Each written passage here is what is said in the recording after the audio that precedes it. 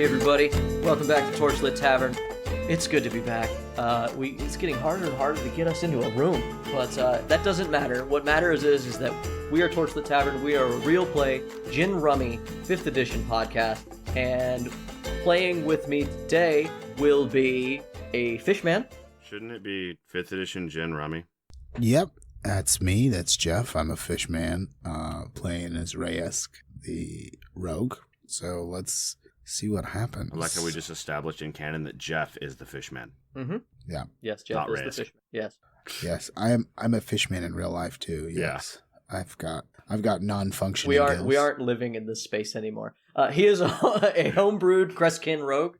Crestkin. Along with something that's borderline homebrew, we also have playing with us our Robo Lady. A Robo Lady? Yeah, Robo Lady. He's a fish boy, and you're a Robo Lady. Okay, yeah, that's fair. I am a Robo Lady. I'm breaking it down for people. I'm Ryan, and I play a Warforged artificer, and her name is Number 9. And we are ready to go. But also, I can't wait to go over the instructions on how to play Gin Rummy, because I've never done that before. Oh, bro, it's a great game. But before we get into that, let's talk about our final player, who is a furry, but only for 10 minutes a day. I was going to go with Stray Tomcat, but that's, yeah. Just because of the violence. Only because of the violence. Hey, everybody. I'm Mitch, and I play the druid on the podcast. I play a shifter, and I am actually a covert operative that is an insert from an aggressive alternative faction. And who are you? And I play Mitch. Wait, no. The facts are in there somewhere. I leave it to you, Internet, to do your own research and figure it out. Now, I'm Mitch. I'm the podcast dad on the podcast. I'm going to ride that line for at least another 15 years. I guess once I kick the kid out of the house, I can't say that anymore. But I'm going to milk it while I got it. Yeah, I'm not an expert, but I'm pretty sure you're you're dad. Still technically a dad after that. Anyway, my name is Jameson Oxford. I will be your dungeon master, I guess. Are we ready to play? I will be as soon as I make this one little statement. Fish Boy and Robo Girl is the weirdest sequel to Shark Boy and Lava Girl I've ever heard. I saw where that was going. That being said, this thing that you guys have been doing with your 3 characters could definitely be directed by Robert Rodriguez. Hell yeah, I want to blast a shotgun and watch them fly for 5 feet. Last time on Torchlit Tavern, Blackpowder. Blackpowder. Last time on Torchlit Tavern, Blackpowder. Blam. And I'm just curious what your experience with tieflings has been in the past. I don't even know if he's ever met one that wasn't a part of the military. So they just sort of represent the leadership and its control over for you? Yeah. The Maker would like you to keep a close eye on him. Oh, okay. You do walk up. I'll let you have a perception check to see if you hear that. 19. And we did not say this to each other. Do not look suspicious. 2 alarming things that Reyes does notice is, one, that you have taken you guys away from the trail, but also you notice that the blood that was on the ground for the last 2 times switched. This seems to be some sort of beast blood. Like a Gnoll? If blood is different, it's probably a trap. How good are you on a scrap? Talented? 21 to hide. That's what I do. You hit him across the face and swipe blood across him. You were immediately snatched up by 9. Like, you get one hand across his face. As 9 snatches me back, pretend to fight me. No, I fully intend to pin him to the ground. Quick movement, and you just see a Gnoll pop out of the bush. He throws a snake at foe, and then he dips back into the bush. Dives into the brush, onto the Gnoll, slashes across the midsection with his scimitar, and buries the hatchet in his collarbone. Yeah, you come across the cave entrance. And he just says into the cave, I need your ears. There's blood smeared along the ground. Seth has gone on ahead, and you know that a Gnoll got ahead and has probably warned everyone. Do you guys go deeper into the cave? Yeah. Last we saw, Reyes had dropped down and was crawling across the ceiling, because that's a thing that we've apparently allowed him to do. We've also had a small fire in the cave, and Reyes is aware that one of the Gnolls at the front of the cave, that the other 2 of you probably didn't see, has gotten away. And I believe that is what is got Reyes on the move, correct? Correct. Yeah, I'm going to, complete this stupid mission. Okay, so right out the gate, everybody has entered this cave at this point, and you're crawling along the roof, and there's like no smoke right where you are, but like smoke has filled this room as the fire kind of gets put out. While this cave had like a nice high ceiling, you actually have to transfer into the tunnel. But Foe, before you even get there, it goes, stop! What's going on? Why are you continuing? I look back at him and hold on. I gotta pull out my key here. I look back at him and my skin goes black and blue with a hexagonal pattern, and I say, "More enemies." And I point. What do you mean? We only saw the one Gnoll. More ran. Fuck. Did we not count at least 6 during the attack? We kill one more. 4 somewhere. Yes, which means that one of them got away, if he is right, and is probably warning them that we are here. Shame. As you guys say this, clouds start to roll in outside, and it starts to get overcast, and sprinkling rain begins to fall. Inquisitor Foe, who I haven't really described in detail, I'm gonna go ahead and do that right here. He is wearing a black tri-corner hat, which is something that I also want to establish. First rule of Blackpowder, stealing this from E3C because I love it, is everyone gets a hat. You don't have to have a hat, but you get one, and it seems a shame to not have one. Because everyone you've bumped into up to this point is rocking a hat. Everyone? Bree's big on hats. Yes, everyone's rocking a hat. Even the 2 guards that I murdered helplessly in that room? Yeah, no, wearing a I hat. feel like that'd be a much easier trophy than ears. I don't know. Everybody has a hat. Hey, I will change it right now if you want to carry hats on a string. Theru walks in menacingly wearing his bandolier of illicitly procured hats. Foe's hat is tri-corner. He is dressed in I describe them as robes, but they are essentially like a very deep cloak. It comes over his shoulders like a mantle and covers his whole body if he's holding still, but otherwise there's a split down the middle. So it's just sort of this long thing that kind of looks like a robe when he's standing still in one place, but otherwise it's reminiscent of Jedi robes, but like combined with a cloak. On top of that, there's also a silver mantle that he wears over his shoulders. Inquisitor Vivaldi, his mantle is gold, representing his higher rank. But otherwise, the robes are a deep red in the traditional color of Bree. And as he kind of gets his bearings, he realizes that one of them got away and probably is warning people. He's going, fuck. Then it starts to rain, and he goes, fuck, again. And he looks outside, and he says, If it rains, then the people following us will probably lose the trail. So, should we go back? Did he, force me to stop moving forward? Or did he, make No. more of a fuss? Okay, then I kept moving forward. He was like, blah, blah, blah. And I was like, this is why I'm doing it. And I just kept going. are you being stealthy about that? Yeah, of course. let's I see if rolled he the stealth notices. roll last time. Did you write it down on your notes, Jay? I don't know. I clearly remember Jeff rolled a nat 20. So here's the thing. I do have numbers here. I don't know what they are. I wrote down That could have been an arbitrary initiative numbers. roll. I don't know. Jeff definitely rolled a nat 20 on stealth. I was there. I remember. Foe doesn't notice if you keep moving. Yeah, I fucking keep moving. If you keep going, does anyone else notice that? No, I remember that he rolled higher than I could see. I couldn't see him. I don't think. Yeah, I rolled so, easily in the 20s. Aderu to foe. We are supposed to rescue person, right? They're probably dead, but if we wait, they are for sure dead. Your call, your commander. Someone needs to tell our backup where we are, or we will be out here alone. Send the metal thing.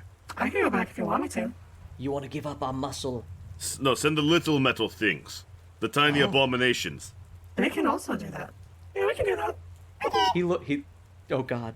He looks at the 2 little robots, and They have shown themselves to be quite capable, but are they able to relay information? Do you think you can tell them where to go? Yeah. I did say that they have limited communicative power. As far as They only know a handful of phrases, and most of them are token 9-isms up to this point. I mean, they can point. That's okay. They that's literally fine. just need to go to a thing and drag a guy to it. Jay, when a dog fine, we'll walks roleplay up that to later. you with a stick in its mouth, do you know what it means? Exactly. Throw the stick. What is the distance on them? I don't think they actually have one. Don't you have this stuff up I'm right looking now? right now. I do. There's no distance on his infusions. So yeah, Foe looks really nervous, like what he should do. He thinks that maybe he should go. I could go, but yes, if they can relay the information, that might be best, because then we can help each other. I mean, you can also go and they can just guard you. I don't need a guard. Okay. Our mission is to save people, yes? Our mission is to save people, we should save people. You do whatever you think makes you most safe. You are commander, you are most important, yes? I would like to roll insight on Adaru. I'm gauging his reactions. Adaru is still in the learn the enemy phase, and he's seeing how weak this man is. He's seeing if this man can make a decision, and if he's going to do like now, where he'll buckle under the pressure of the decision and leave that opportunity to his peers. 13. I am trying to keep you safe as well, but yes, I'm going to leave now. I'm going to go make sure that you have backup. Please push forward and save the people in this cave. Okay. Of course, we are lowly fighters. There's no reason for you to be here, yes? 9. The Maker says, stay with Seth, and shit, where's Seth? I'm gone. I take off down the cave. Oh, fuck. I'm gone. Adaru just points down the hole. Pretty sure that way. I'm gone. Stick with them, try to save the people. Sure. And he goes out into the rain as it picks up.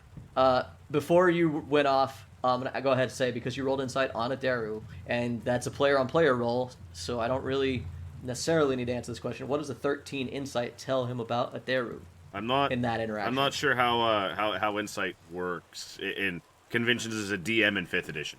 The best description I've heard of insight is that it's a vibe check. What was the vibe that Adaru gave during that conversation? Oh, so he wasn't lying, but while I RP'd that, how 9 heard that was, sure, man, whatever you want, bud. Yeah, we'll do it. Don't worry about it. It's all good. Yeah, 9 is very much Everything is suspicious perfectly of Adaru. fine. You've got nothing to worry about here. I've been told to watch Okay. Adaru multiple times, so I am doing so. But also, I was just told to keep an eye and be on Reyes, so now I'm gone. So Reyes, you're not moving particularly quick, and like No, I said, the ceiling goes down to actually only like a 6 foot. So you're like on the ceiling, which puts you at eye level with everybody who's walking through it. As you move through the tunnel, like I said, I want to state. Hold on. Let's go into establishing Kreskin anatomy. I feel as though anatomically they're still kind of invertebrates, much like other things. The Okay. things that they just have like cartilage systems instead of like actual. Because you're made out of 2 animals that don't have bones. Correct. You have a jaw. And a humanoid. Okay. You have a jaw. That's all cartilage too, bud. That technically means that Seth can fit into any space that his jaw can fit through.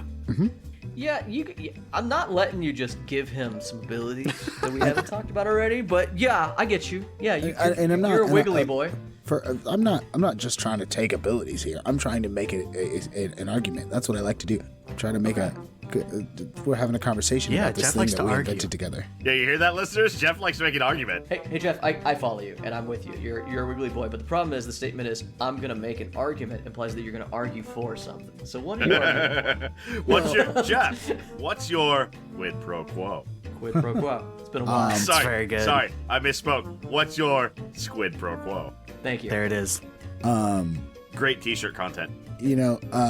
So I'm making an argument for the idea that because of that, I could be pretty flat against the ceiling. He can jelly. Yeah. My point is even flat against the ceiling, it's a 6 foot ceiling. Right. Most of the people you've run into are near 6 feet. They're eye level with you. Like you're Yeah, not that's fair. hiding on the ceiling in the passageway. That's what They I was will bump wondering. into you if that's they fair. try to walk under you.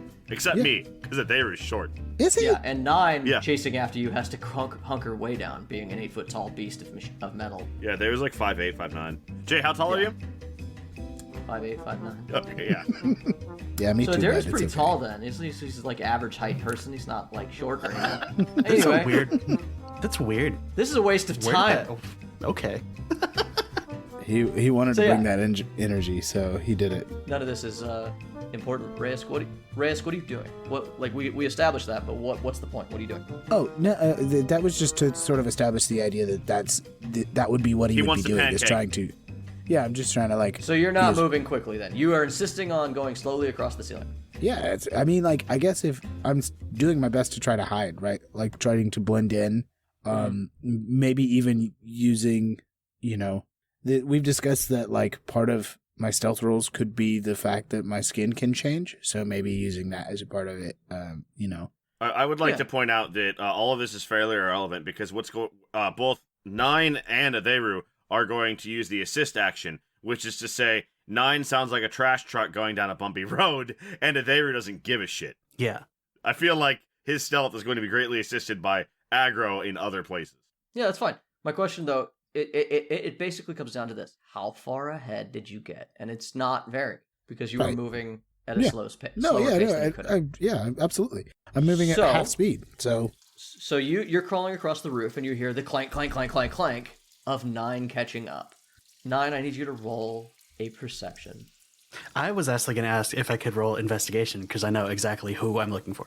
Perception, though, is the thing you use to spot someone in stealth. Okay. 9. That should be a crit. I need you, Rayask, to roll a dexterity save, as the 8 feet that is 9 that barely fits through the tunnels is likely to scrape you off the ceiling on accident, because she does not see you. Yeah, let's do that. Dex save 15. Okay, you tuck yourself as flat as you can into a little crevice in the roof, like a little hump, and 9 goes underneath you. I'm also being a real ass about it. I'm like, Seth! Oh no. Well, while the robot draws all of the aggro in the entire world, I would like to use a survival check and see if I can do like a footprint guesstimation to determine what's probably ahead of us. You're doing a survival? Go ahead and do it. Nat 1. Hey, shortcut, bud. Probably more Gnolls. You got a nat 1. Nat 1. Soot. Robot. Big robot. Recent. Big robot. Yeah. Big robot. Big robot. There were footprints in like the muddy like water in the thing, Robot. and they've been destroyed by giant robot. Yeah. So definitely giant nothing. robot. Probably squid dude. Probably. Yeah. So nothing. Definitely nothing. Yeah, you see it's giant elusive. robot steps and little robot steps. 9. You are now ahead. I am. Yes. And not slowing down. No. You come to another cave entrance. I'm in danger. One can only hope. So as you move through 9, you do notice, with a passive investigation check, that there's a smear of blood that runs along the floor ahead of you, likely from the blood trail that you guys were following before. Whoever they've kidnapped some people. Not all of them are probably alive. There's been a lot of blood. I stop and I check it. Sure. You see a smear of blood running along the floor of the cave, demonstrating in gruesome detail which way the Gnolls likely dragged their victims. I'm worried that it's Seth's blood, so I'm going to check it. Go ahead. Yeah, sure. 9, what's a TAT on a blood analysis panel? Adair is moving up quickly behind 9. Adair, I assume, gets to the back of 9 and goes, fuck, giant robot, tiny hallway. Mitch, roll a perception check. Oh, god damn it. Holy shit, that's an 18. I add stuff, but I don't think I need to. I think you might actually see Reyes. Yeah, that's a 22... 23. You notice Reyes as you catch up with 9. So 9, what'd you get for your roll? I'm gonna say that was investigation. Like the last time I stuck myself in some blood, it was a 5 + 6. Okay. It's blood. It's dark in here. It also it's old. It's old blood. Like it's older. It's not fresh. I think you can definitely tell that. I found some blood, but I don't think it's Seth's. I keep going. 9. As you move into the next cave. 9, wait, robot, wait, no, damn it, shit. What? Adair just looks up. Seth, it's looking for you. Seth who is like doing his best to blend in, like his skin gets blue and black and hexagonal again, and he looks directly at Adair and goes, "Yes, I am here. Quiet. Should we recall the creature or let it go? Slow down." Seth! 9, wait. What happened? I found him. Oh, I come back.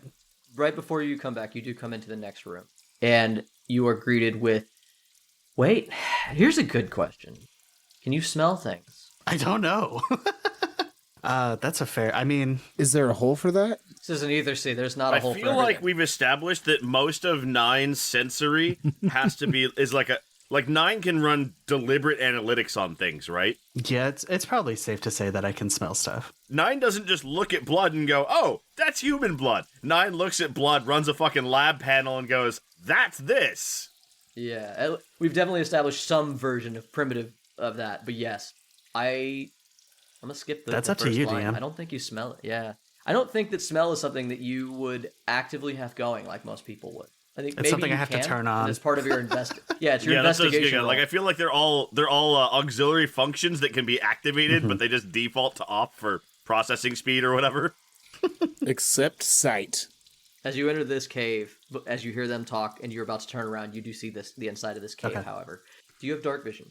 I don't know. Okay, Hold then on. you see a cave opens up. The path continues on past this cave, but there's sort of a side area that has been dug out.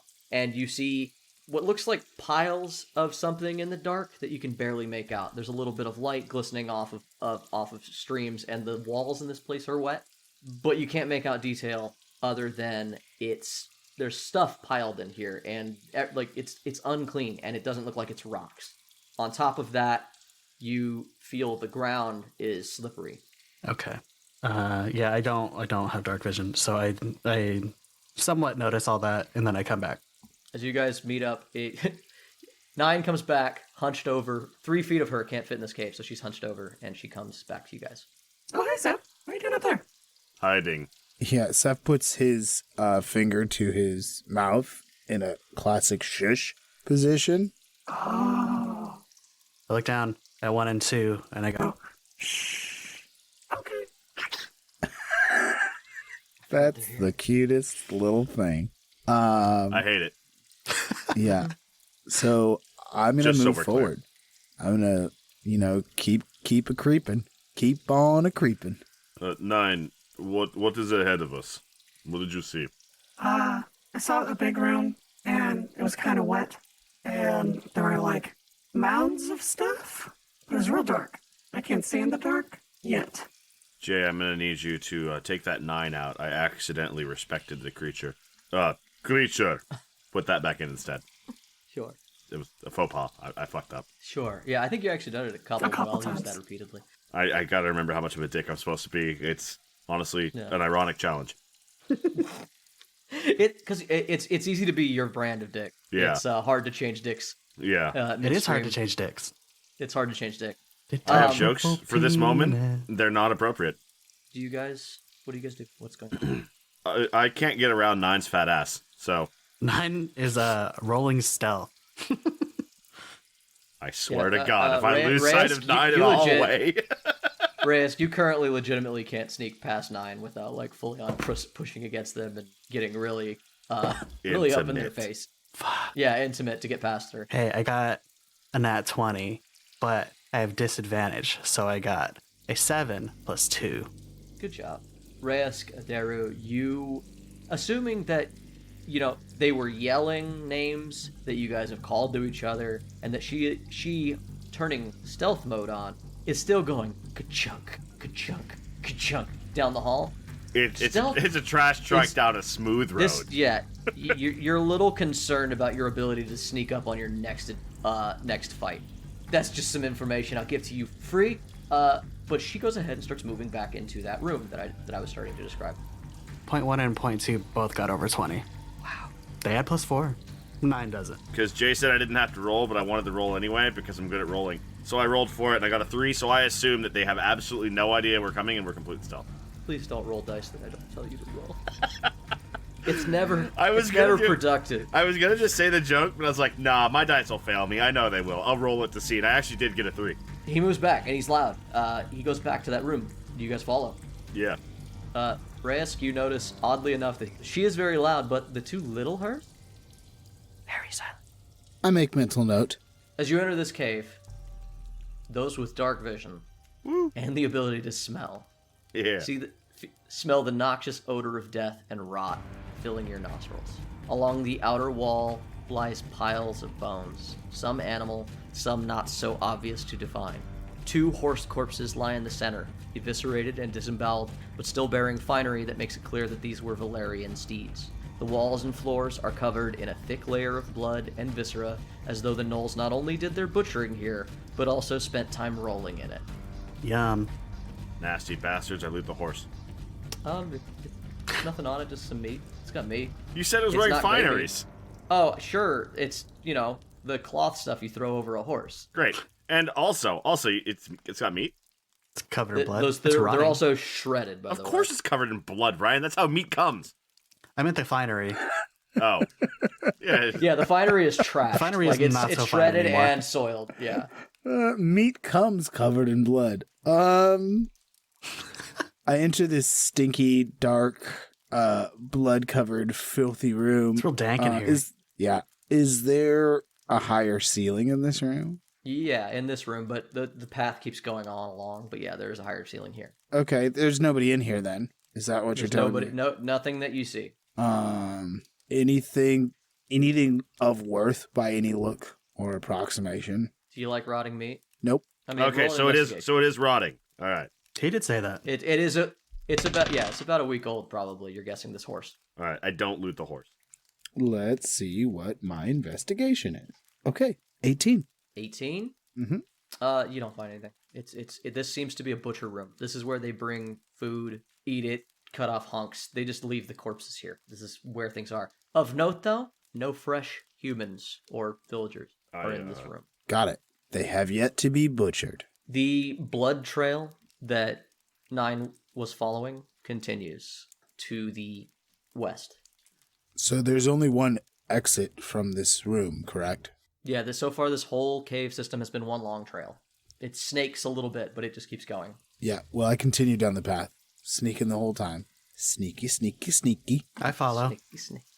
Because that's what I was told to do. All right. I, for better or worse, get ahead of the robot. Okay, do that. You go ahead and get ahead of the robot. Did you roll stealth? Me? Stealth? No, not in here. Though I probably should. Is there a way to stealth here? I'm gonna... So, I don't feel like I can stealth right now because I'm in a fucking tube. You don't disappear, you're just quiet. Oh, okay. I bet you I'm not. I'm gonna re-roll that because it balanced perfectly between a 1 and a 13. Anything below a 10 is cocked, and that's just fact. What? 21. It's okay. I broke Jeff, and that's all that matters. Okay. That's a 21. Damn. 21. All right, so yeah, you get ahead, and... Which is negligibly going to matter because fucking Thundering Trash Can is right behind me.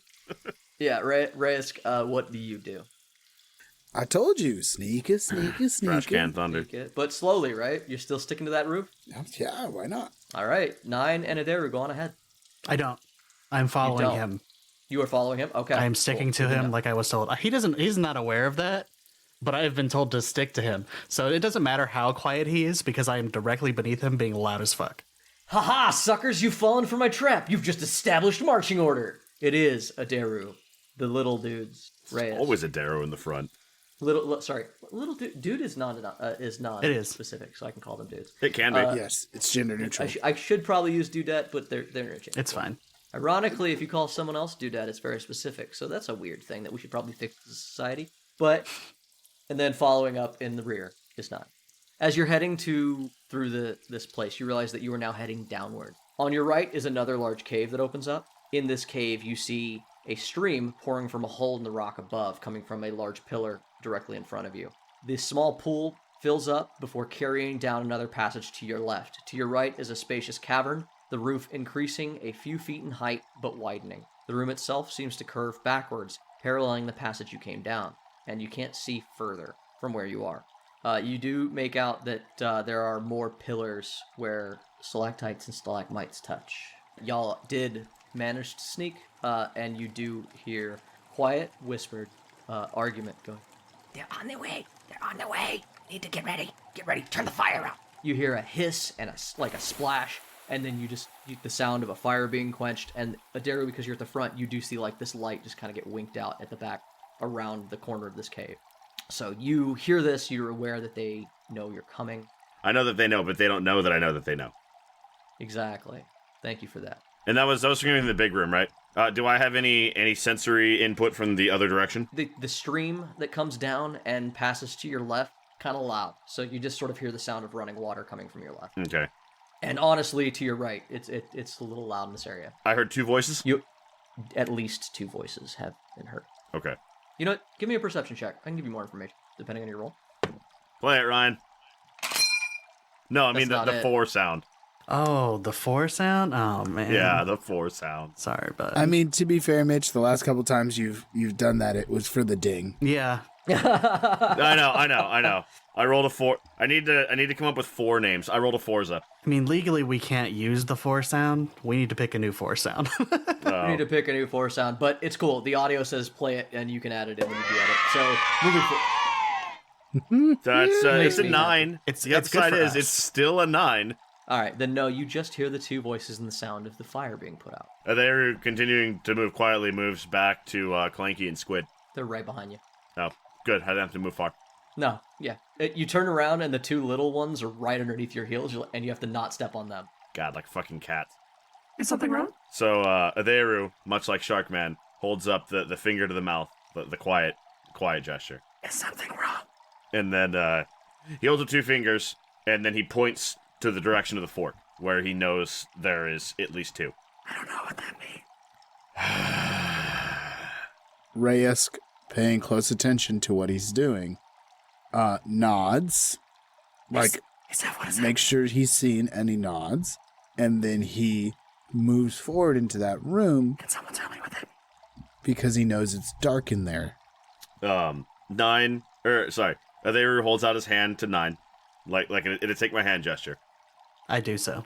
And Aderu just quietly walks 9 towards the lip of the mouth, and then stops. We are leading 9 like a horse. It's simple communication isn't working. We're just going to lead 9 like a giant clanky horse. You can lead me there, but I won't drink. Reyes, you sneak up here. Roll perception. As you take in what I told Aderu. But dark. And I roll a series of perception checks. Good news, boys. We got the DM rolling. This is in the bag. 18. It's always best for you when I'm rolling dice. 18? Yep. Okay. So immediately you smell smoke, ash. You take in the rank smell of matted fur and the smell of gnolls. Yes, You gross. sense 2 gnolls, one on your left, one directly ahead of you behind a pillar, and you suspect a third.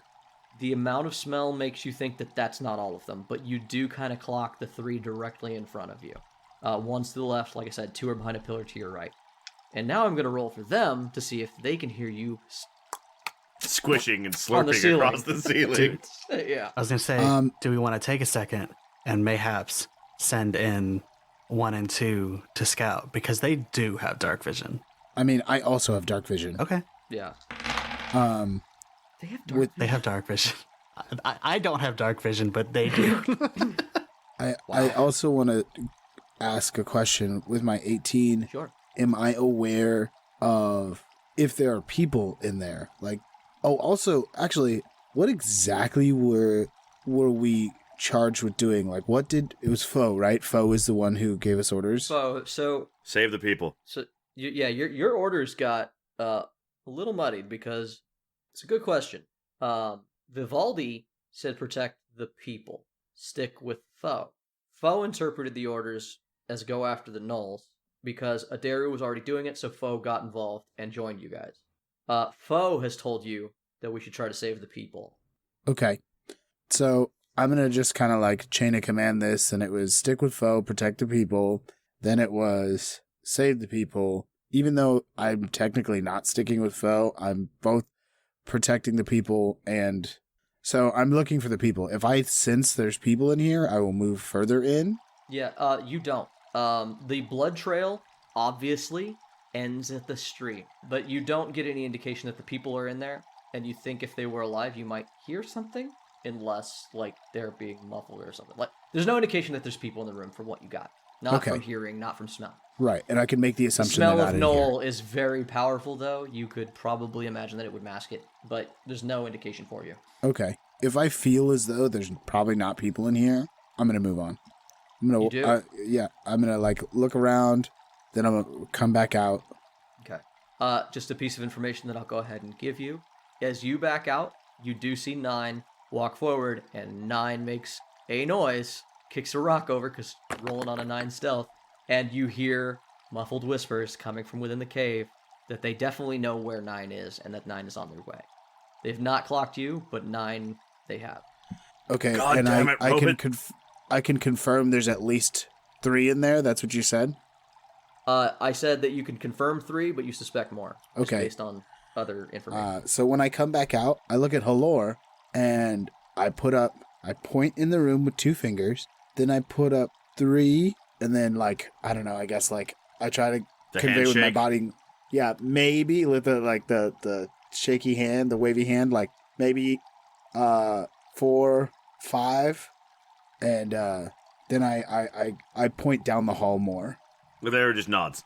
Atheru looks at 9 because he knows how this is going to go. He points at 9, and he does the quiet sound. And then he points at 9, and he does the quiet sound. And he just makes eye contact, still holding the quiet sign, the finger over his lips. And he nods slowly. He points at 9 and waits for 9 to respond. I do it back. Atheru gives him a thumbs up, or whatever the world equivalent of that is. I also give a Atheru thumbs looks... up. What's that, Jay? I think because we have an audio medium, you guys could whisper if you want. We could just say that it's quiet enough. No. Just This throwing is it great. out there. This is great. Atheru looks No, I back 100% up. love this. I mean, I Okay. don't. He points down in the direction we haven't gone and does like the hand shrug of we don't know. He points into the room we know and says, he flashes 5 fingers on one hand, 5 fingers on another hand, and then a shrug. He points down the hallway with one hand and then gestures as if the people that we know in the room would be moving behind us to flank. He's trying to communicate, do we want to deal with flankers before we get trapped in a fucking hole? Does he do this to Reyes, you said? Yeah. Okay. So it's like 5 or 10 in there, and we're going that way. If we go that way, they're going to flank us. Reyes looks at 9 and her clunky body, knows that his normal tactics won't work, and he points in, and he does like a slashing throat, and he points to himself and puts up a 1, and then sneaks back in there. All right, we are going in the room. We're Who going did in you- the room. Who did you make those movements to right now? Actually, it doesn't matter.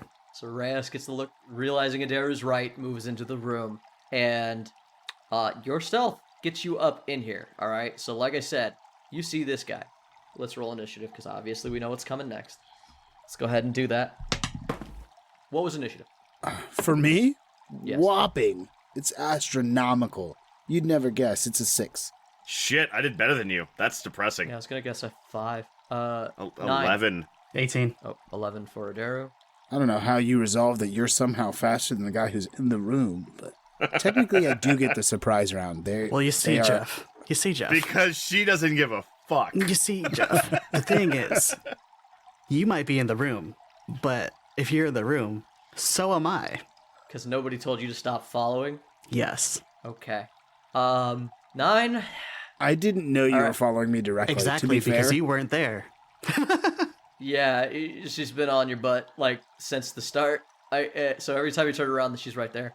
Reyes, you move into the room. 9 Also moves into the is room. following Reyes and has the highest initiative. That's weird. 9, as you enter the room, this guy who actually has the highest initiative fires at you, 9, Oh, okay. because you are obvious. You're right there, and he's ready because he knows you, of all people, were coming. Yep. Let's kick this off. So as you enter the room, 9, you immediately hear the pitter-patter of what you assume is a gnoll, and you see the dying embers of the fire that's been put out, and just behind the fire, you see a shadow run across it, running along the north side of this room. That's the end of its round. It's now you. You've started combat. I am actually going to hold an action until I can get a clear visual because it is dark and I cannot see. Dope. What action are you holding? As soon as I get a clear visual of a gnoll, I'm going to shoot an arrow at it. All right. That makes it. If anything, I just ready my crossbow. It pops out of my arm. And then 1 and 2, because they can't see, Yeah. Oh, yeah. I forget. They get to go. they after have you. dark vision, yeah, and they're on my turn. So I'm actually going to have them hold with me. Do they run around the corner with you? Yeah. Is that what happens? Yeah, they're on me. All right. yeah. So I'm on him, and they are on me. right between your legs come 1 and 2 I'm uncomfortable. with a tiny little battle cry. They come and hop in front with 9. Yeah, they are standing ground with me. Atheru has never been more uncomfortable than he was in that moment. Yep. And so number 1 and 2, they see in the dark. They see that Point 1 one of the and point 2. Point 1 and point 2. You know, it's the nicknames. I'm gonna give them shortened names, right? Yeah. We are familiar now. That's why I've Me said, and like, point 1 and my point name 2. is number 9. People can just call me 9. As you move them into the room, they see behind the embers, because he's not moving and you can't really see in the dark, they do see a gnoll, like, with his back up against the wall.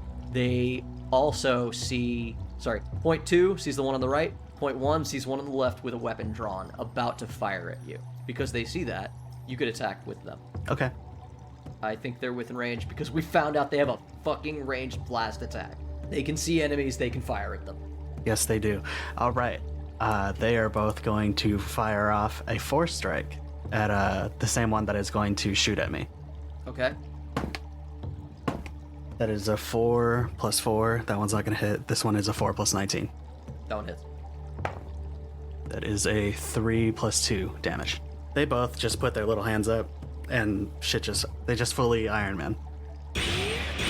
Alright, so... Yeah, and then as things light up, because obviously they're shooting little magic blasts, I can now see said Gnoll, so I will shoot off my crossbow. Shining finger. Hold on. Fuck it. I mean, technically it's a force blast and doesn't create light. So no. Now, I would allow you to fire with disadvantage. Oh, don't worry. If you want, at the same spot. Don't worry, Jay. Because I just rolled. Yeah. Fuck. Okay. That is a fire nat the one. shot. Yeah, you get a little gung-ho when they fire at something, and you fire into the darkness and miss. Okay. Immediately returning back to you, because you can't see it coming, is a nat 20. Okay. Ooh, rude. Yeah, I'm sorry. That's cool. So, from the side, just a longbow arrow fires and does 10 damage. Fuck. Piercing. And your speed is reduced by 10. Oh. It punctures you directly in the leg and hits the earth beneath your feet. How? You and Reyes both hear the pitter-patter of things moving in the dark. Reyes, I can see those things. you see... So 2 more break cover and come out. One of them runs directly at 9 to hit her. The other one comes out with another longbow. From behind a pillar. Yeah, so one of them runs up and just fucking stabs you with a spear as well. First. Mine's going I'm down. Yeah, I that's know. gonna happen. He's already. the only one they see. That's 4 piercing damage. Okay. I'm down to 3. And another longbow. That one misses. Thank God. Longbow goes over your shoulder. That makes it fucking, finally, Theru's turn. How long does it take to light a torch? Standard action. That's rough. It takes a long time to get Yeah. something lit. No, it's fun. It's fun. I understand that. Daru is a pyro. Can we talk about it? Can we send him to therapy? No, Because it's he loves fire. 9 can't see in the dark. For a forest guy, too, he really lights a lot of things on fire. He You'd lights a think lot that of You've things n- up. you, you'd think we he'd haven't be even more of talked a about what I've Smokey done the to Bear kind. You don't even but know what I've done to Hamlets. Fire's a great tool. Only you can light the Super is. city on fire. Do you light a torch? Yeah. Theru thinks there's like 5 to 10 dudes in this room, and that's not great numbers. So Theru's going to light a torch while he's running in and kick off his rage. Done. Where do you run to specifically? As you come up, 9 is sort of blocking you from moving to the right. Reyes is on the ceiling, so you could run underneath him. You see, once again, a Gnoll on the left in a back part of the cave. You see a Gnoll in 9's face, and you hear other Gnolls scurrying around in the darkness to your right. I'm going to move up to 9. Okay. I'm going to move, specifically, I'm going to move up to one of the tiny abominations. And, if I can, I would like to try to hand them the lit torch and say, hold this. Sure. Does the homunculus take the torch, 9? So it's run into the room, light the torch on the way in, kick off the rage, and hand the homunculus a lit torch. Which one? I don't know. Theru has no way of knowing the difference. Whichever was closest. It's point 1. Okay. Ryan's pulling a cat mom. Which cat? I don't fucking know, dude. It's 2 black cats. I don't fucking know. So point 1 gets handed a torch. Thank you. 9, you can see. There's light in the room. There are at least 4 Gnolls that you can see now. Do I have any movement left? Yes, I'm gonna but there's a bum Gnoll in the way. I'm gonna bum rush the ranged Gnoll if I can. You will have to move past the Gnoll in melee with 9. That's fine. Okay, attack of opportunity, but go ahead and do... Well, you don't have an attack or anything. You just want to get in his face? Yes, I'm just trying to incapacitate the ranged fighter and make him suck at his job. Good enough. Okay, so you run through, and this guy's going to take... Well, you actually don't leave his threat range because of that, so...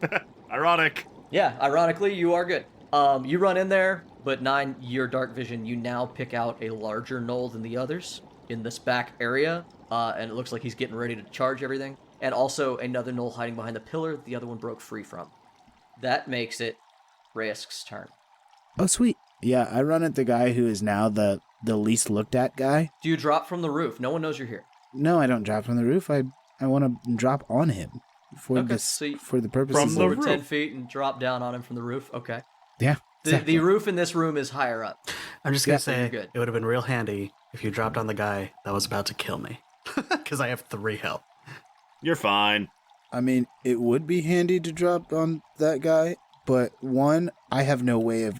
I mean, I guess I could make a medicine check, but I don't think that would help me. Yeah, we don't know how to fix you. You? There's action happening. There's action happening and a lot of deliberation. Kill this dude. Yeah. Don't let them convince you what you should do on your round. Oh, it's advantage.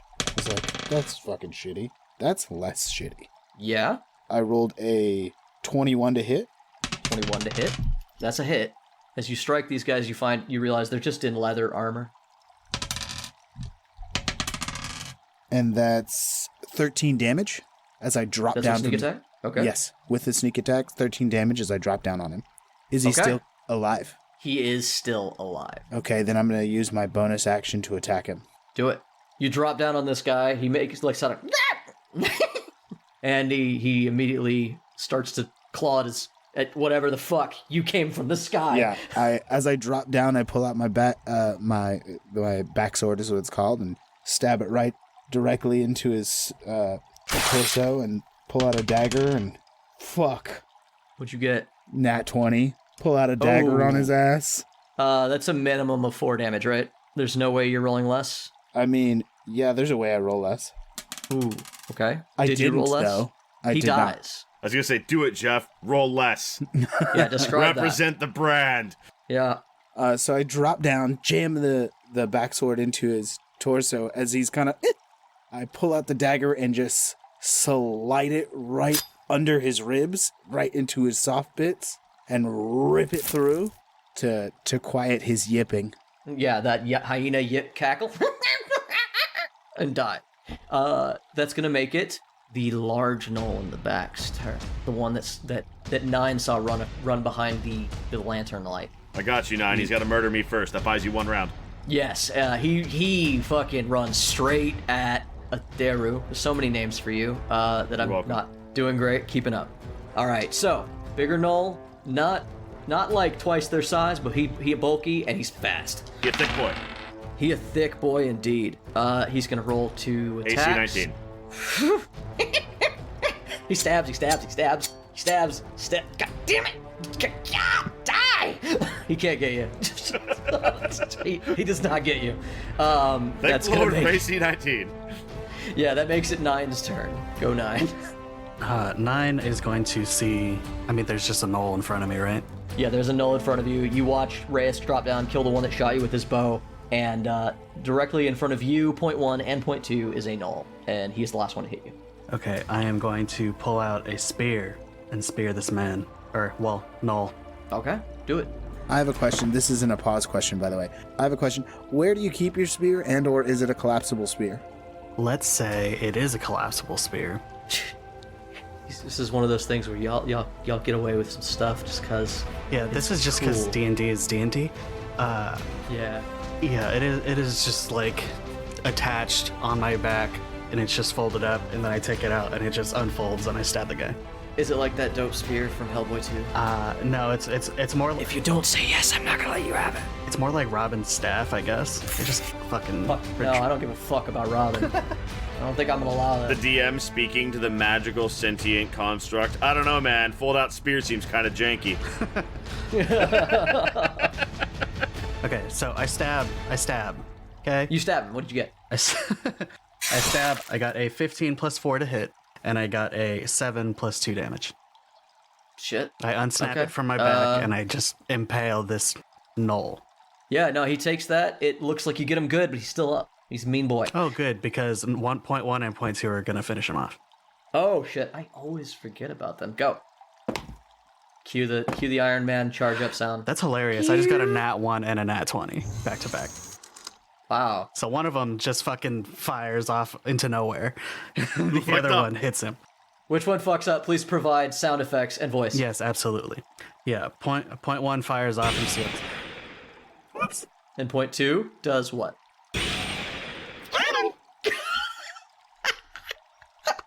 Roll damage. Roll damage.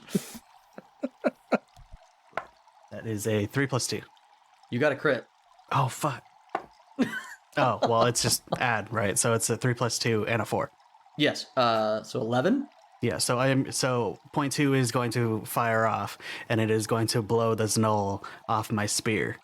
It does. He hits the pillar behind you, and he dies. Point 2 is a murderer. Point 2 is a team player. Good job, point 2. That's the end of Knight's turn? Yep. All right. Okay, so... Actually, if it's cool, I would like to move back a little bit because I'm going to die. Oh, yeah, do that. Yeah, you got nobody in your way. Point 1 and point 2 are fine, but I'm going to move back just a little bit so I'm a little more out of range. Sure. Which way do you want to go? Behind the pillar? I'll go back. Yeah, I'll go behind the pillar.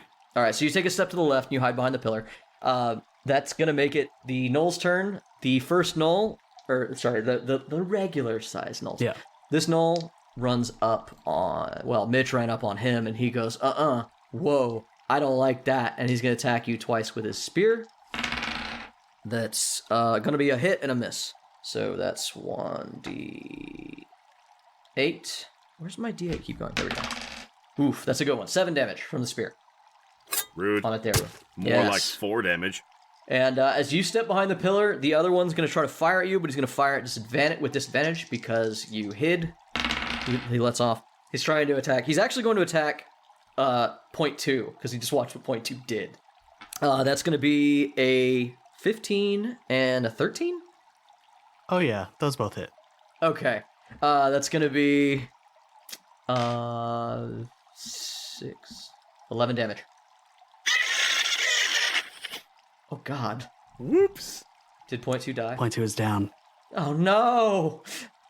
Oh, no. I feel so bad. All right. Darrow, it's your turn. Point 2! Okay. Since, so Big Boy squared up to Adaru, and Adaru is our Big Boy, so we're gonna have a Big Boy throwdown. A thick man thick off, if you will. Ooh. So you think you're thick? I Die hate for everything me. about that. What I love is that Adaro is our big boy, and we've established that Adaro is the shortest man on the team, and this Gnoll is probably towering above him. He's probably twice my height. Yeah, this is like an 8-foot tall Gnoll. This Gnoll is on 9's level.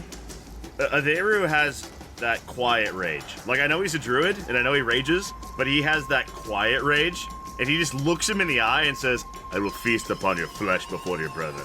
And I want to know if a 13 hits, because I'm confident that a 23 does. A 13 Yeah. is a miss. Okay. So, Adaru is going to open with his offhand attack, and that's going to whiff.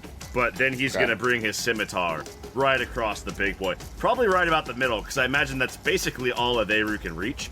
And that is going to be 11 damage. Okay. Flashing. Okay, yeah, you hit him. He makes a yipe. He says, You are thick. You are quite thick. And then Adaru is going to maneuver around the other side of him so that the Gnoll is no longer flanking him. Adaru is going to break flanking from the other Gnoll. I did use Reckless Attack. I am not shifted. Everyone does get attacked with advantage against me currently. Oh, the Gnoll that was flanking you is dead now. There is actually no Gnoll flanking you. You're just fighting 2 Gnolls in your face. Yeah, which means they're flanking. Yeah, I guess technically, yes. Yeah. 'Cause, Yeah. I mean, not always, but these guys in particular, yes. Yes. So I'm going to shift to break that flank. To where? He's just circling around the big guy. Okay. The other guy's threat range, as you leave it, he's going to swipe at you. He does not hit. He gets advantage.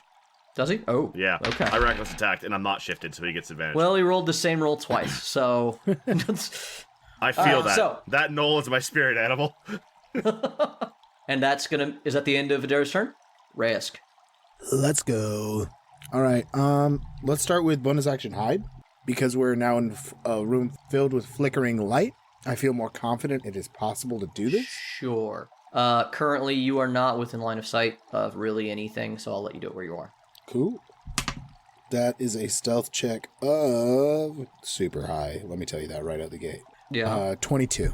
Okay, you disappear behind this pillar. You just tuck yourself right there. You're gone. Cool. Nobody knows where you are. What do you know?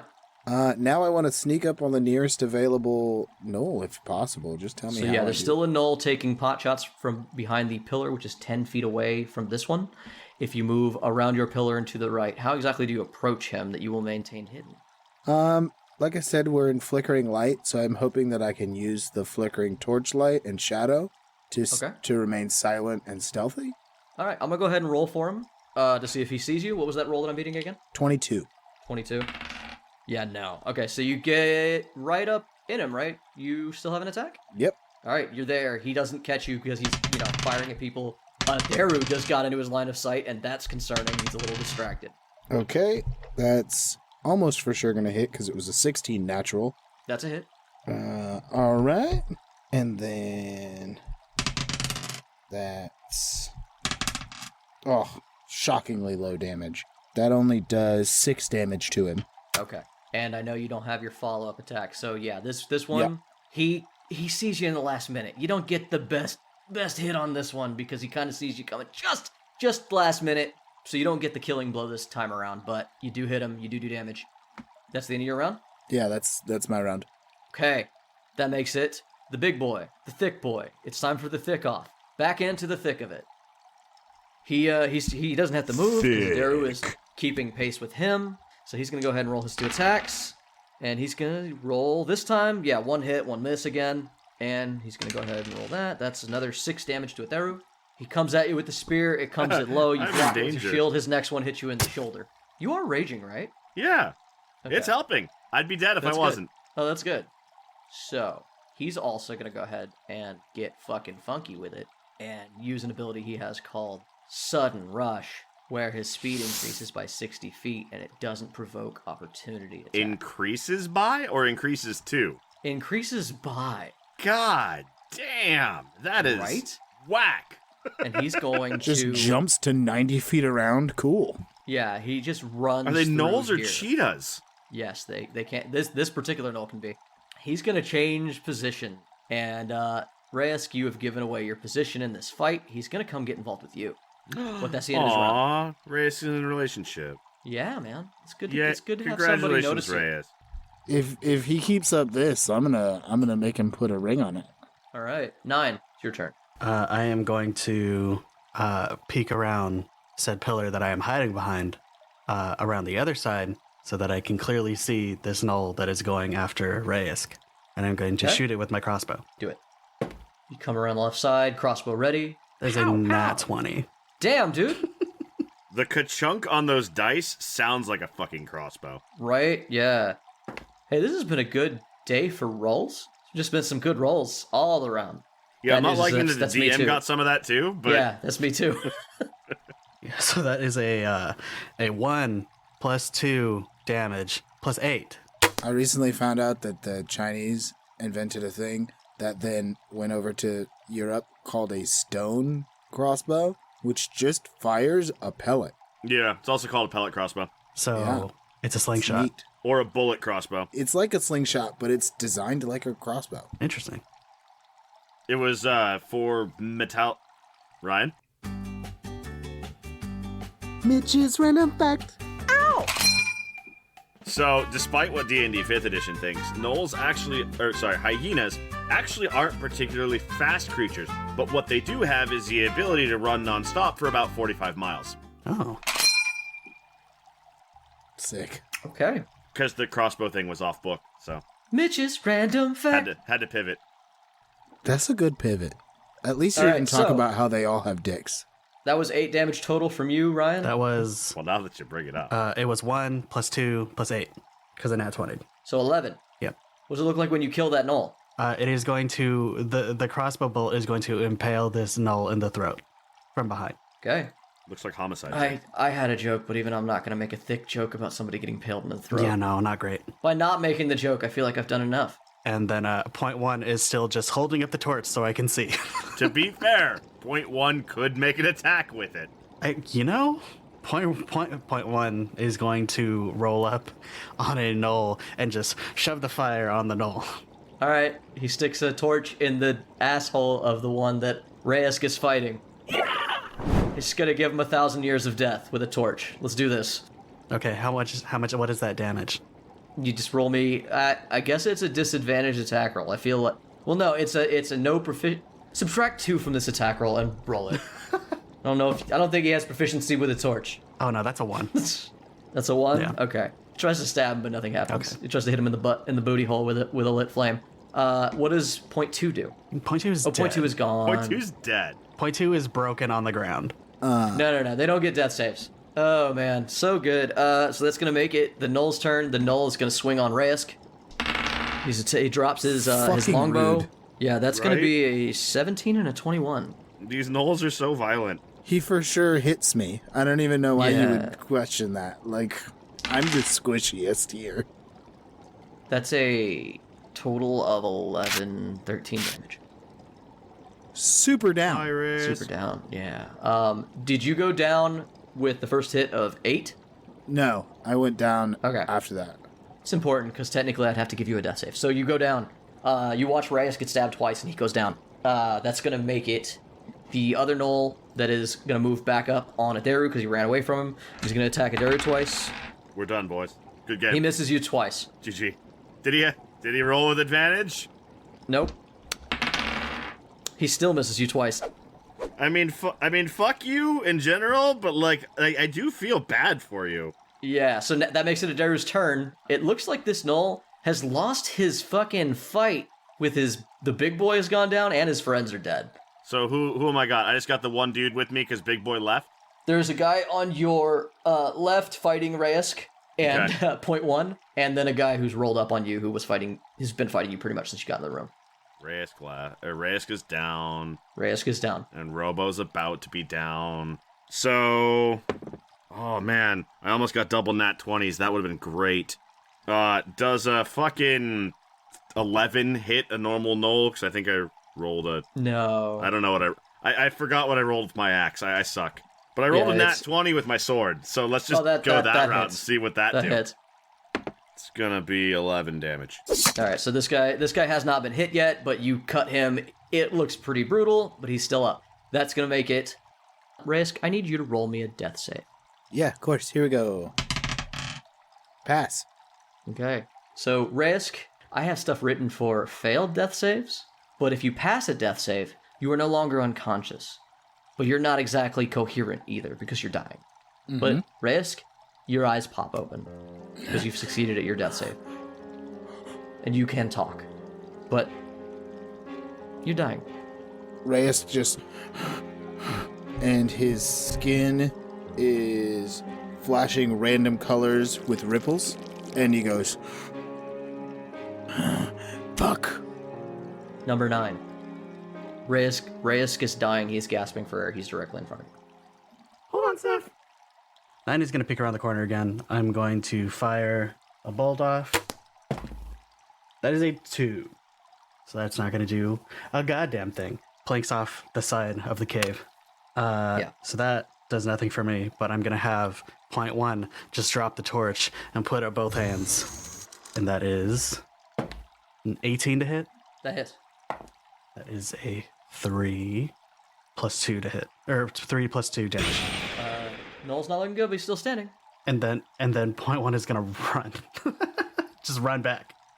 So, I'm gonna take advantage of this because DM fucked up, and Gnolls get an ability where if they drop a guy, they get to immediately run up to half their speed and attack another person. So this guy's gonna make 3 attacks on Adaru. I'm dead. Oh shit. If he hits, your fucking AC is so hard for me to beat. The only reason I'm not dead with him. Yeah, okay, so your AC is how much? 19. Damn it. 18, 16, 9. Oh, fuck, thank God. Good old shield, huh? Yeah, shield and rage. Yeah, man. Alright, so he runs up, he tries to get you, and he fucking doesn't. Shield gets +2? Yes. 17. Sorry. So I get you once. Oh, yes, because you've been attacking with your offhand. You've been Yeah. dual Yeah. attacking. Gotcha. So Yeah. you have a 17. I do get 1 hit in. I'm gonna hit you for D6. Yeah. So your shield is kind of hanging off your arm, not really being used because it's D&D 5e, and it's like, yeah, the shield accidentally caught the spear, but no, it pushes right through the spear and stabs you. I mean, I've had that happen with the shield that I was trying to block a spear with, so I believe it. Right? That's gonna be 7 damage. It's gonna be 4 damage. It's gonna be actually you round down, I believe. So it's 3. Oh, shit, I rounded up twice. Yeah, go ahead and heal yourself for 2. You're going to need them. Slightly less dead. And then the other one going to attack you, because he's still attacking you. There it is. But he rolled crap, so good luck for you. That's only 4 this time. Thank God. 4 what? Spears from everywhere, Theru. Spears from everywhere. Is that 4 additional damage? Is that what's going on? Yes, This ain't gonna go great. that is Theru's turn. Yeah. Put that shield back up, bud. I rolled a 17 and a 16 plus mods. That hits? 17 into 16 plus mods? Yes. those Yeah. hit. Yeah. That's gonna be 8 damage with the scimitar and the guy I've been fighting. Does he go down or is he still up? No, actually, he does. He goes down. And then hand axe to the next guy for 5. That range's not quite dead. I did use reckless attack. Okay. He's close though, right? Because point 1 hit him. Yeah, he's real close. Okay. So you kill the one, you take a 5-foot step to your left, you hit the next one. That's gonna make it Raisk's turn. Raisk, I need you to make another death save. All right. 10 or above, right? Because, Yeah. I rolled a 10. Yeah, no, that's technically yeah. it is statted in your favor, this particular roll. Success! Right, Raisk. So you breathe, you're breathing like mellows out a little bit. You're getting control of this. You don't feel good. You feel like you still are dying, but you're a little bit more coherent. I just hold my wounds unless I'm coherent enough to do drugs. Roll a Constitution check. Is this the sort of auto response that Raisk would have? Because it's like I said, you're not like fully in control of yourself because you're incapacitated in a D&D sense, right? But if this is the sort of reaction that Raisk would have in a panic situation or something like that, like a guy reaching for his inhaler, then sure. I mean, yeah, sort of. This is Ray's pain response at this stage. Sure. Go ahead and do you use a dose of locust powder? Yes. Your 3rd death save is successful. Cool. Oh. Meth's a hell of a drug. Kinda. It's also a painkiller, so he's like not. So is he technically back up then? I'm gonna say. Let me say this. Your next death save is gonna be made with advantage. Okay. Okay. Because that was a little bit too much. So your next dex save, you can make it with advantage. That's the end of Raisk's turn. Yeah. That's going to be number 9. Okay. 9 is again going to pop. 9, you watch him do drugs. Yeah. That is Yeah. To describe it, I sloppily pull out like a little paper container, and because I'm like dying, I just kind of jam it up against my face. Oh, Jesus. Okay. Come on, go cover Raisk.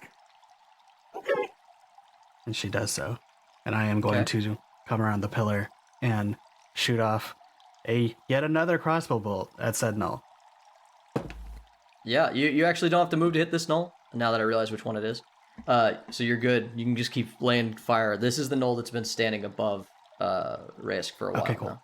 That is a 17 to hit. That's a hit. That is 7 plus 2 damage. What does it look like when you kill this Gnoll? I am going to take it. It's going to take a bolt in the shoulder and it's going to whip it around until he falls over. Okay. As the last Gnoll goes down, Raisk, I'm going to have you make your final death save. Because you've taken Locust Powder, you can make it with advantage as the pain subsides, and you get control of your breathing.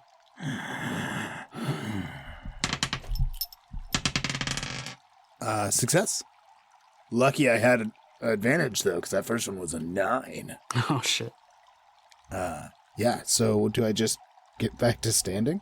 I believe you are still unconscious. Basically, what happens is you succeed that after taking the drug, you feel a sense of peace. You get your breathing under control. You do fully pass back out. You are unconscious now, but stable. Okay. That is how that works. Then yeah, and just pass out flat on the ground. Yeah.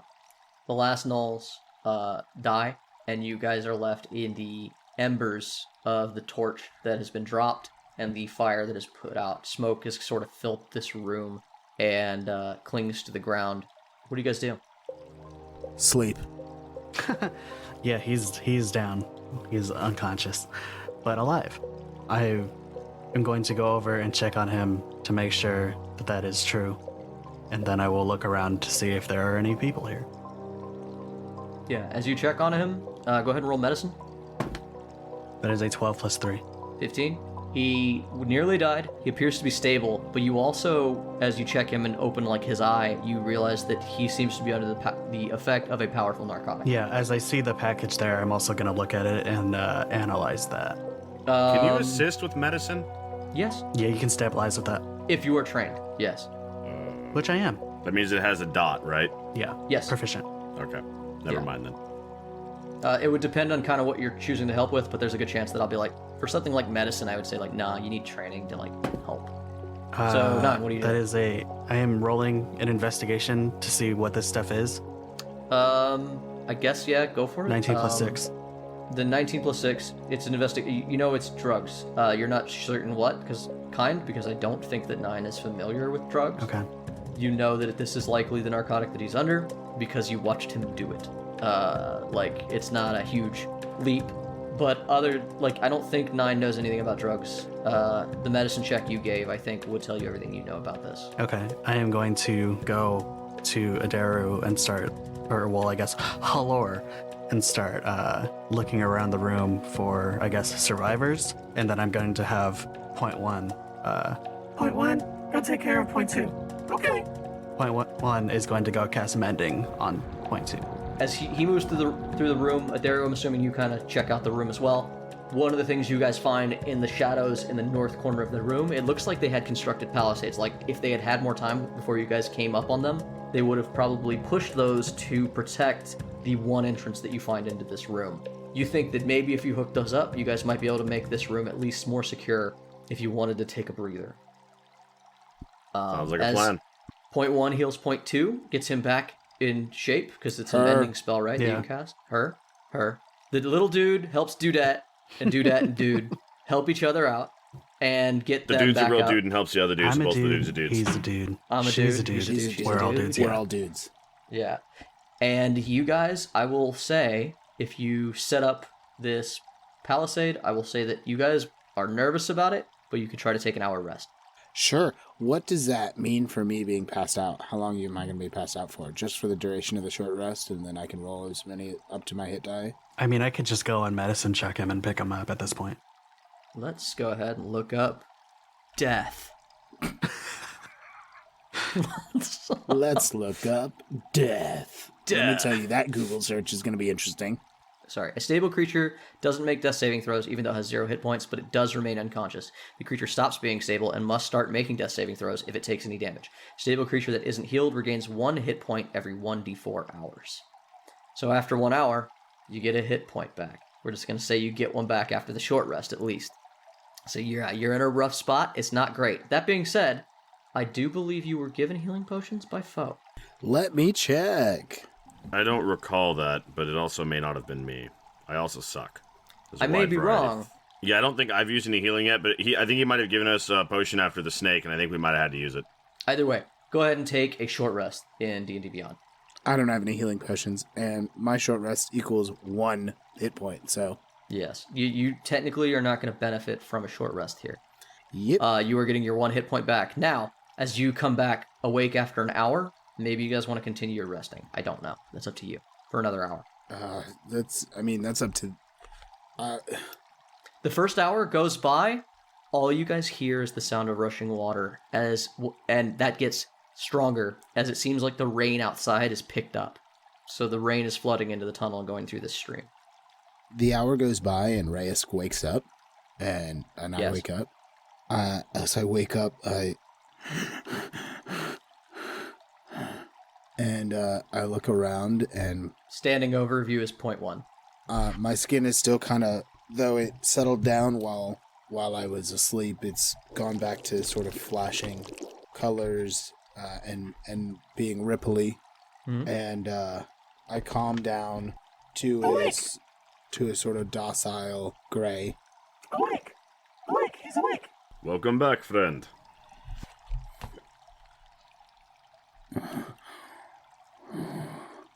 Seth, are you okay? Not great. We're gonna try and get out of here. Good. I imagine we didn't find anybody. Everyone's dead, right? There's no people in here. It's just the Gnolls. There seems to have been a living quarters for the Gnolls. I'll go ahead and finish my description that I got cut off because y'all didn't see the rest of the room. But in the middle of the room are 2 large pillars spaced about 10 feet from each other, the first of which houses the hole from which the stream pours. Further around the southern edge of this room, you see dim light. That was from the smoke. Smell of smoke hangs heavy in the room, clinging to the roof in pools with nowhere to exit. It is quiet except for the flow of water. I guess I actually did finish the description accidentally a moment ago, so never mind. Yeah, that's it. That's all that's in the room. Okay. Do we have... I mean, I guess technically there's another hallway to go down, but... Reyes wakes back up. Adaru, you've been alone with the robots for an hour? How are you feeling? This sucks. It ain't great. I'm not digging it. I watch them, and I sit in the corner, over there. I check in on Reyes every now and then, because he's a living, breathing, flesh-oriented creature that matters. And then I go back over there in the corner, where they're not. 9, you Just notice... fuck those things. You notice... Maybe probably what you've already noticed is that Adaru is made uncomfortable like you, as Vivaldi has pointed out. It is not concealed. Yes, Halor Ever. is uncomfortable with me. Yeah. Yes.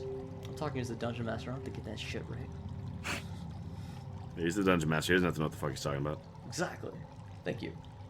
Reyes, you wake up, and one of the first things that happens when you wake up is that you realize that your Unphone has messages.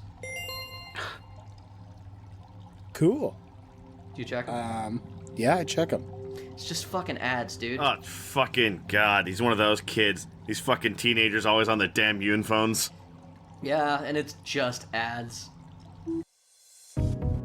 Hi, welcome to Unphone. The Unphone is a powerful device brought to us by the diligent work of the Apotheosis program. Here's a commercial for one of the many products that you can find through the Unphone right now.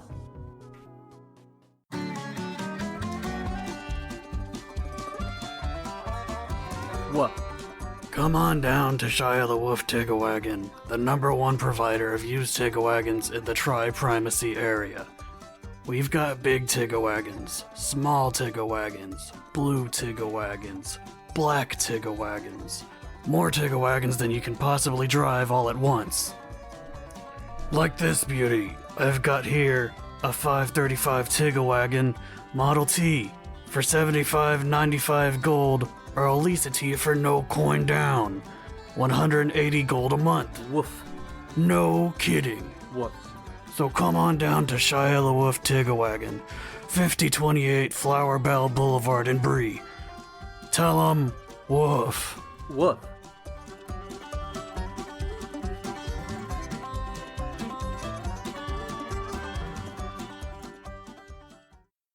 Alright. Once you're done checking your notifications, you realize that the rest are awake, and that they've constructed a little bit of a barricaded area, and seems like, godsend, no one's been attacked yet.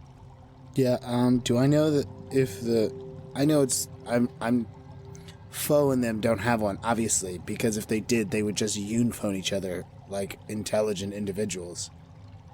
No, they do.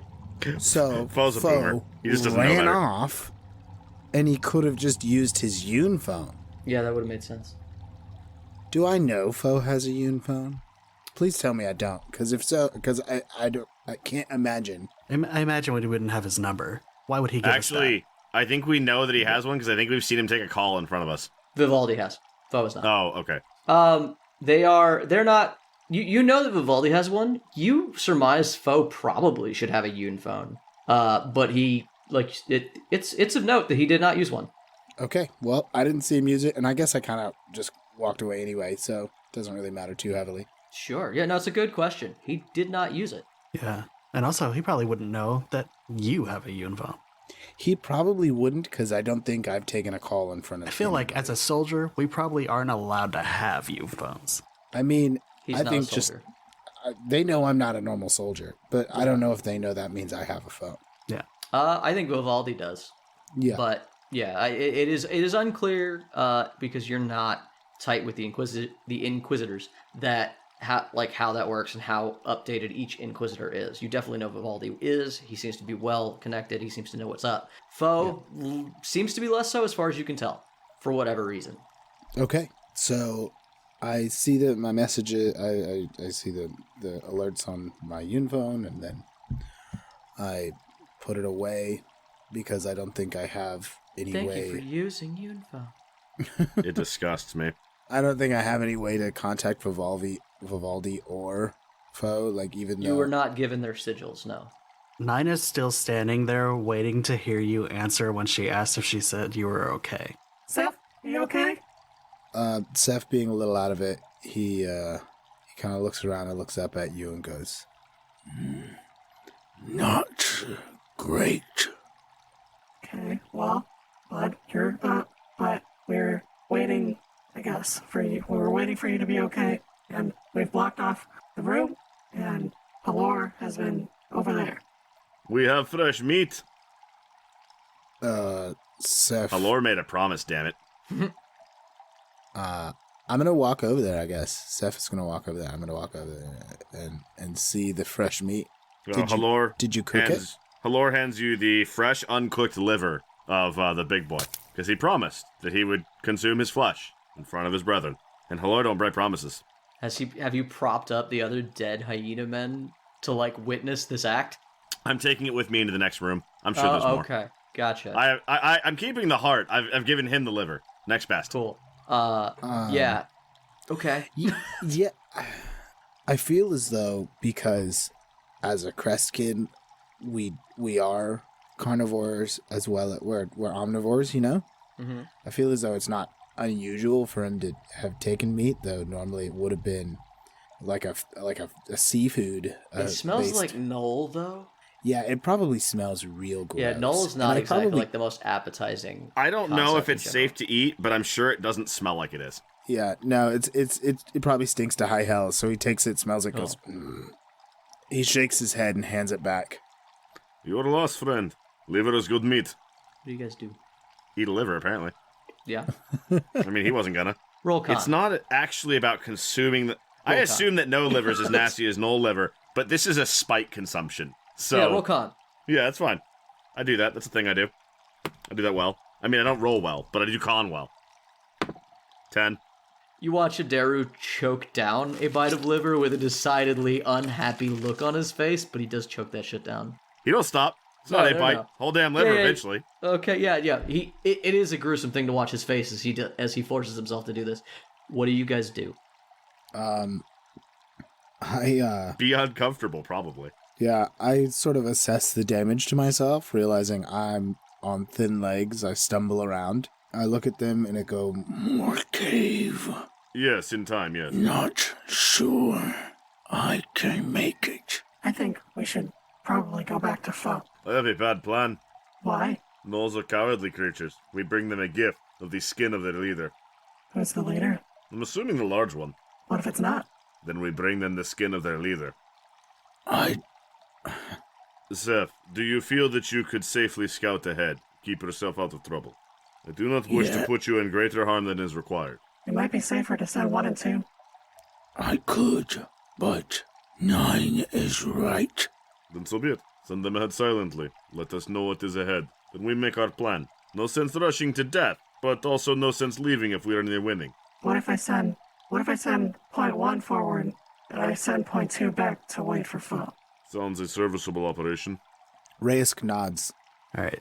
Yeah, I look down to 1 and 2. Okay, point 1, I want you to scout forward to look for more Gnolls, okay? Okay. Quietly. Yes, it's very important that you be as quiet as possible, okay? Try not to be seen. Okay. Okay. Roll stealth for point 1. Point 2 can get back to the cave mouth with no problems. Okay. Point 2, I want you to head back to the mouth of the cave and stay there and wait for Foe.